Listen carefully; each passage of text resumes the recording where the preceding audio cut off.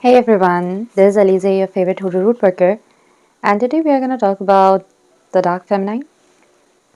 Over the past decade, I've heard a lot about the dark feminine. Everybody's talking about it, people writing books about it, and there's been some other trap thinking also going around the internet, like unleash your dark feminine and attract everyone and stuff like that. Those are scams, stay away from them.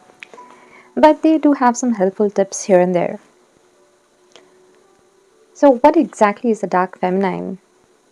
Dark feminine is part of the divine feminine. The divine feminine, we can roughly, it's not complete, roughly divided into two categories. One would be the light feminine, the light side of femininity, and the dark feminine, the dark side of femininity.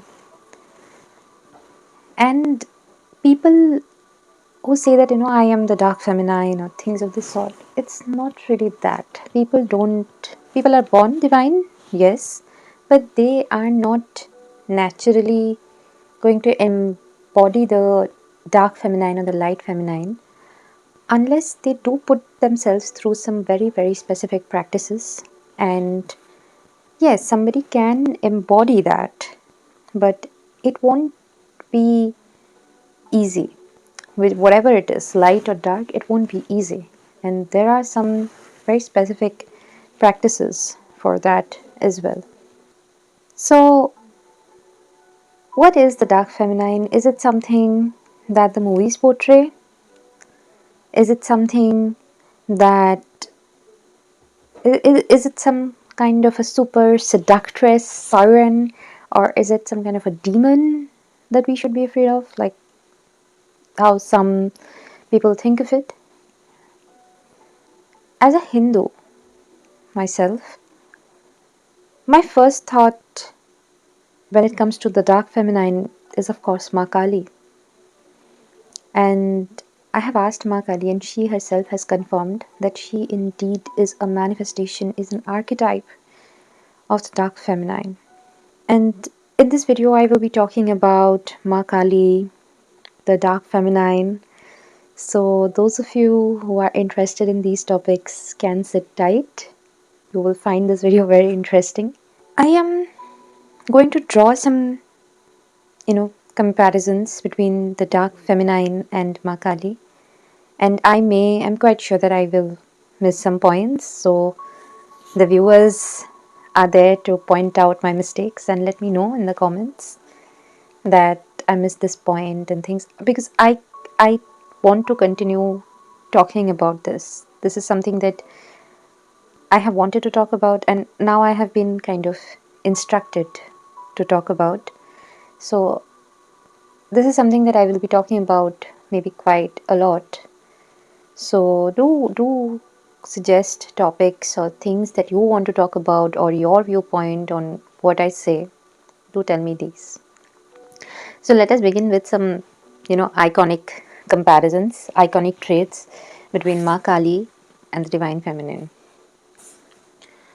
So Ma Kali is basically portrayed as a very dark-skinned goddess. Her skin is literally dark, and her skin has turned dark because of the blood of her enemies and the extreme heat. Like, there is, whenever I envision her, there are like, like cauldrons of fire, and like there are this fire, there's like, you know, fire all around, like that kind of a situation. So, and the blood of, like, like she has been killing, right? She has been killing the demons, she has been killing her enemies, and she has been covered in blood completely. And the heat and the extreme heat has, turned that blood and her skin color into a very dark shade. So that does not justify why it is dark feminine, I know. It's like a very striking similarity, so I thought that I should talk about it. The second point is that Ma Kali is portrayed as naked, right? She's portrayed naked, which basically talks about, with a garland of skulls, which basically talks about that she is not afraid of anybody's opinion. She's not afraid of society's opinion. She is completely even unaware that she's naked. She loves to be in that form. This basically portrays that she is fearless about society's opinion, and she's not ashamed of her body, of her naked body. She's not ashamed of it. And in other words, she gives a fuck about what others say.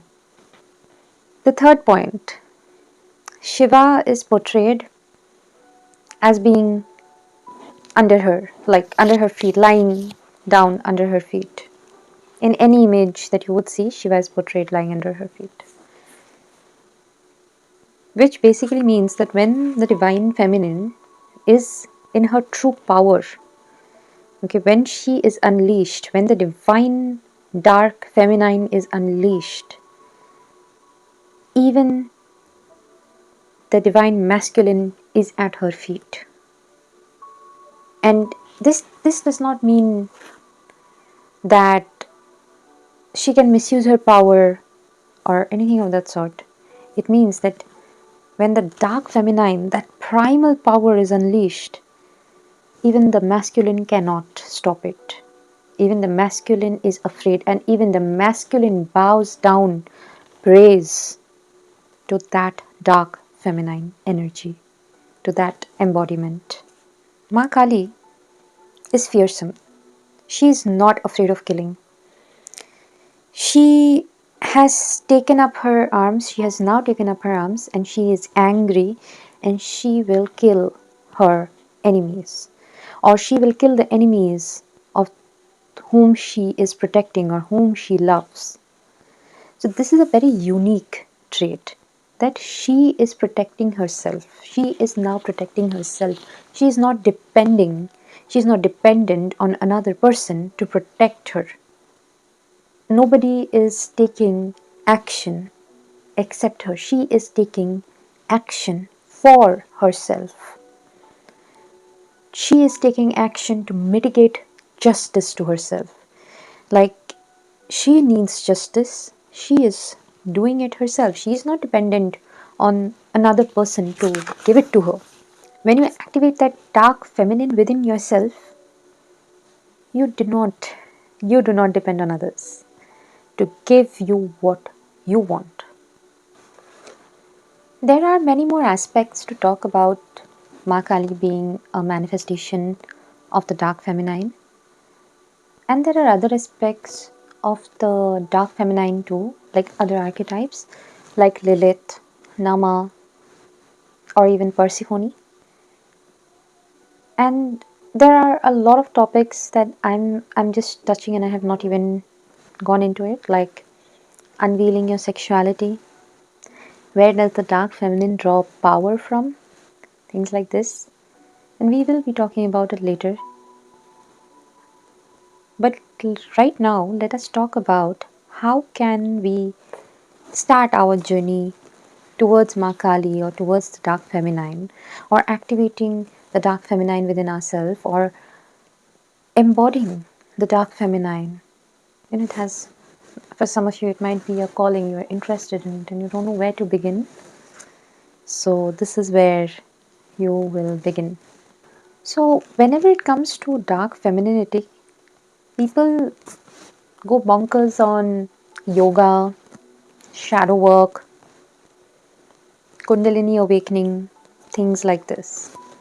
And of course, these are pillars of knowledge of the dark feminine, and it is the backbone. This, shadow work is the backbone of dark feminine, even kundalini awakening. But that is not where you start. Let us start at who can embody the dark feminine. Firstly, the first quality that a person needs to have to embody the dark feminine is that person must be ready for truth.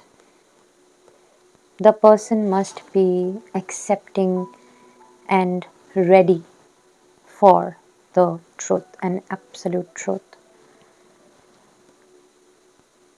There are different versions of reality, like in a situation when there are different people, there are different versions of reality, but there is only one truth.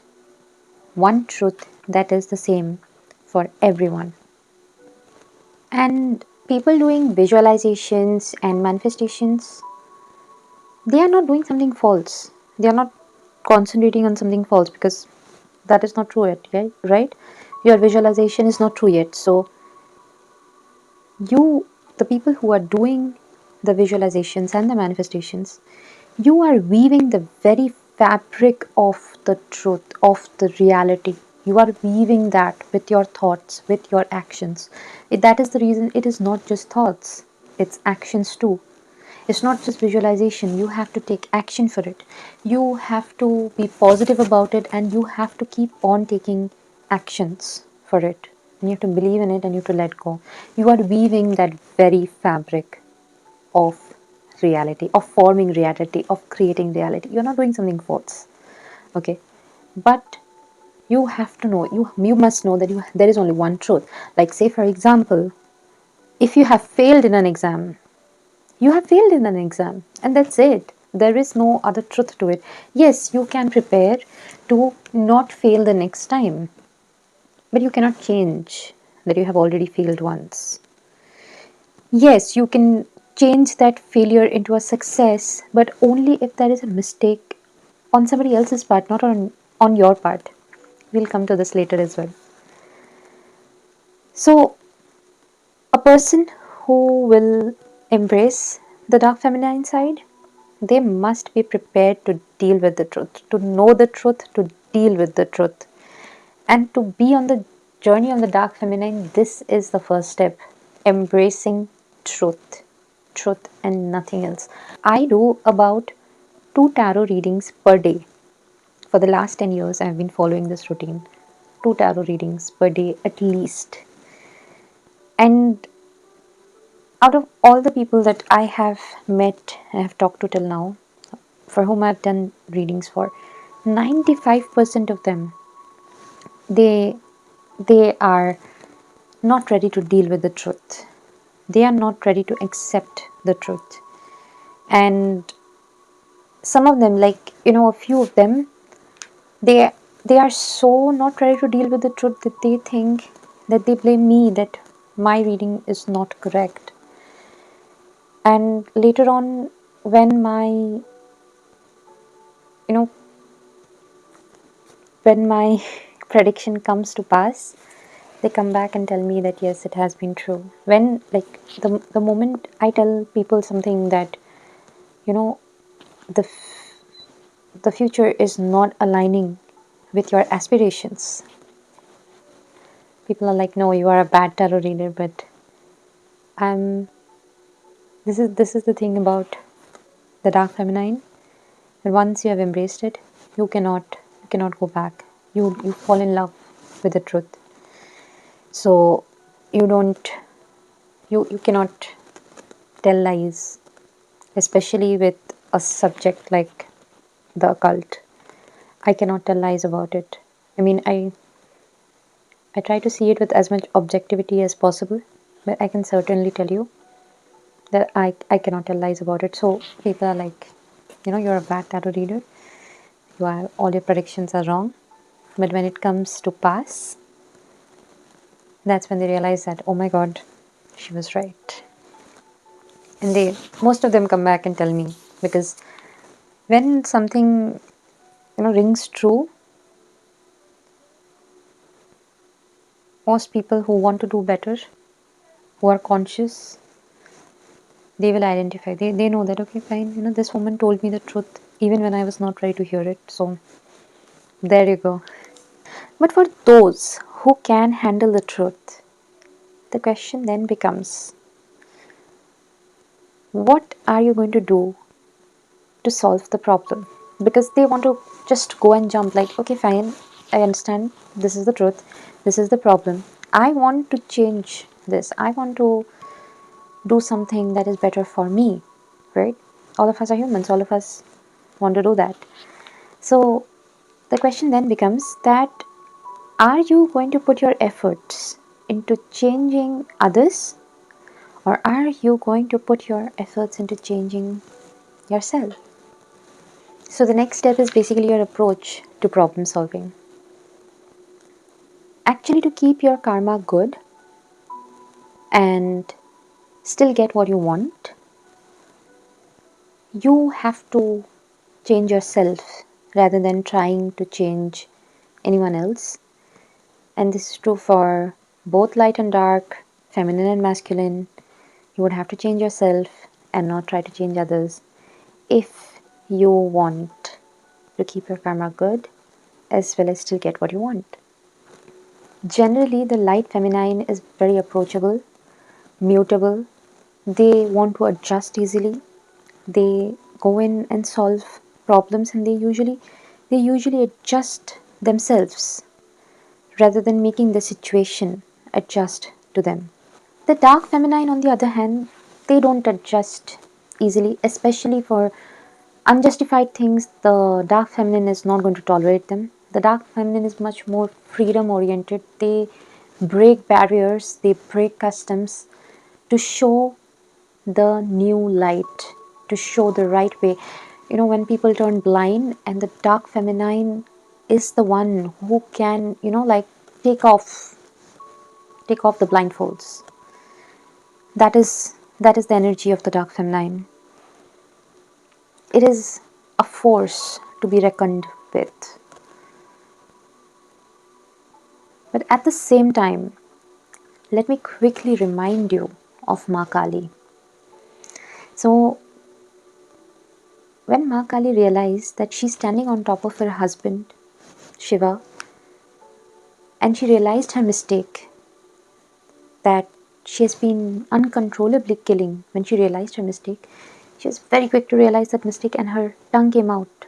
She became ashamed, she was abashed, and her tongue came out to represent that she has realized her mistake. So when the dark feminine is not always right? So when and if and when she does a mistake and she realizes it, she's very quick to apologize, very quick to adapt.